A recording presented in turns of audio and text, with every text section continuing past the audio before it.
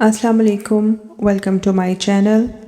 آج میں آپ لوگوں کے ساتھ حضرت ایوب علیہ السلام کی کہانی بہت گہری، تفصیلی اور پر اثر طریقے سے سنانے جا رہی ہوں۔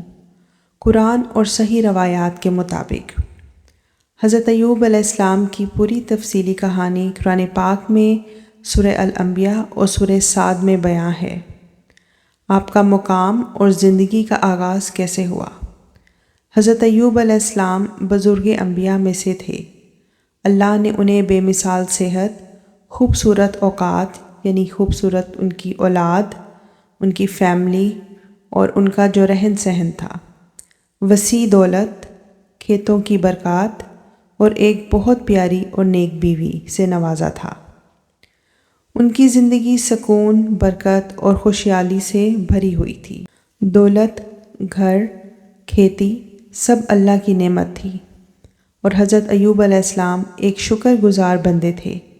ان کا ایمان کبھی نہ بدلا۔ اللہ تعالیٰ کا امتحان جب شروع ہوا اور امتحان بڑھتا گیا، ایک وقت آیا جب حضرت ایوب علیہ السلام پر ایک کے بعد ایک امتحان نازل ہونا شروع ہو گیا۔ دولت چلی گئی۔ پہلے ان کے حشر و بشر والے مقامات، کھیتی، جانور، مال، تجارت سب تباہ ہو گئے۔ پھر اولاد کا امتحان شروع ہوا۔ ایک حادثہ ایسا ہوا جس میں ان کے سارے بچے ایک عمارت گرنے سے وفات پا گئے۔ یہ درد ایسا تھا کہ کوئی بھی انسان ٹوٹ جائے، لیکن حضرت ایوب علیہ السلام نے صرف کہا انا للہ و انا الیہ راجعون۔ پھر ان کی صحت کا امتحان شروع ہوا۔ اللہ کے حکم سے ان کے جسم پر سخت زخم اور تکلیف شروع ہوئی۔ روایات کے مطابق جسم پر چھالے، طاقت ختم، چل پھر نہ سکنا، جسم کمزور، لوگ دور ہو گئے، بزرگی اور بیماری دونوں ساتھ ساتھ ہو گئے۔ لیکن یاد رکھیے، قرآن یہ نہیں کہتا کہ ان کے جسم میں کوئی بری بو تھی یا کوئی انسانوں میں سے دور ہو جائے۔ یہ زیادہ کہانیاں بعد میں گڑھی گئی ہیں۔ قرآن صرف اتنا کہتا ہے کہ انہیں ڈر اور نقصان کا امتحان دیا گیا۔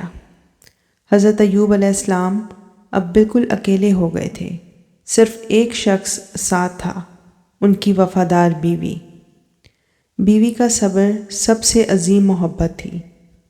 ان کی بیوی روز ان کو پانی دیتی، کھانا بناتی، ان کو کھلاتی، ان کو صاف کرتی، ان کا دل سنبھالتی۔ پورا شہر ان کو چھوڑ چکا تھا، لیکن وہ ایک وفادار بیوی ثابت ہوئیں اور انہوں نے حضرت ایوب علیہ السلام کا ساتھ نہیں چھوڑا۔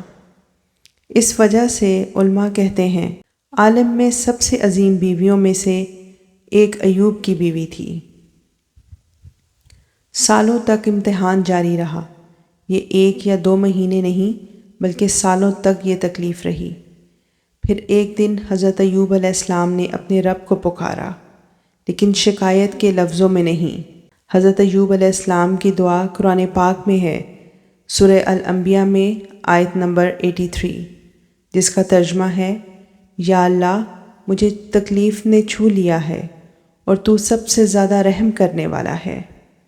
کوئی شکوہ نہیں تھا، کوئی الزام نہیں، صرف اظہار حال اور پورا توکل۔ اور اللہ تعالیٰ کا جواب معجزہ نافذ ہوا۔ اللہ تعالیٰ نے سورہ صاد میں فرمایا، اپنا پاؤں زمین پر مارو، سورہ صاد کی آیت نمبر 42۔ جب حضرت ایوب علیہ السلام نے اپنا پاؤں زمین پر مارا، زمین سے شفا کا چشمہ پھوٹ نکلا۔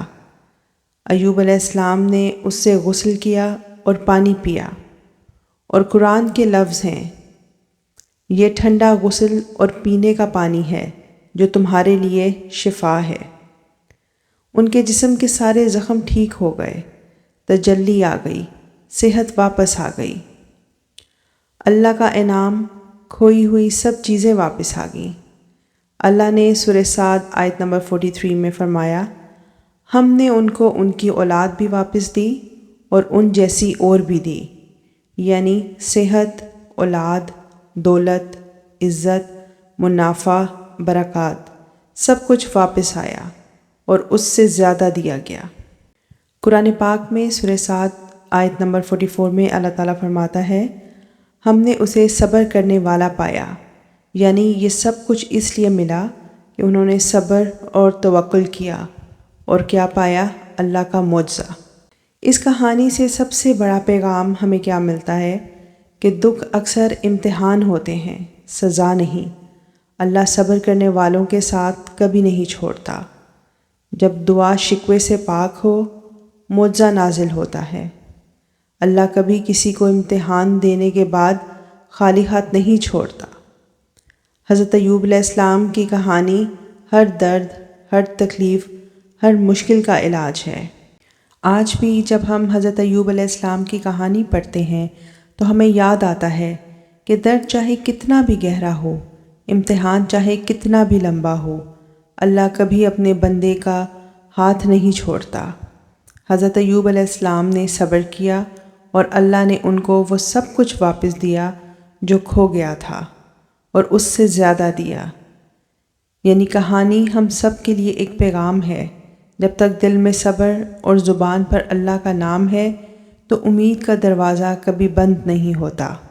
حضرت ایوب علیہ السلام کا صبر ان کی شفا کا سبب بنا۔ صبر نے ان کو پریشانیوں سے نکالا اور توکل نے معجزہ دکھا دیا۔ زندگی کے ہر امتحان کا جواب صرف یہی ہے، صبر کرو، رب تمہارے لیے بہتر لکھ چکا ہے۔ اللہ تعالیٰ ہم سب کو صبر کرنے والا بنائے اور اپنی رحمتیں اور اپنے فضل ہم سب پر نازل فرمائے۔ آمین۔